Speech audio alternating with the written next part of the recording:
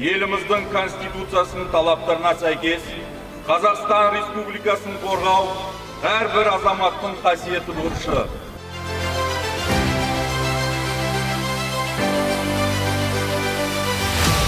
Бүгінгі әскери борыш орнына отырып, ант қабылдау күнімен барлық қарулас достарымды, жолдастарымды және де командирлерімді құттықтаймын. Әскери борышты орындау үлкен міндет, бәрімізге берілген жауапкершілік. Осы бүгінгі жиналған ата-аналарымыз келген, достарымыз келгеніңізге өте қуаныштымын. Әскери бөлімде інімнің Арнұрдың ант қабылдау күніне келдік.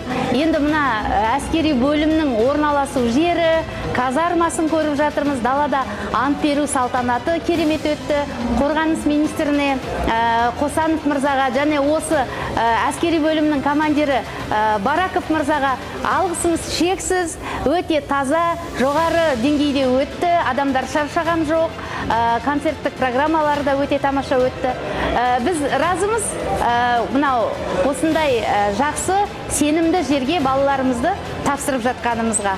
Әскери ант қабылдаулармен ал полк жеке құрамын жаңа толқынмен құттықтаймын.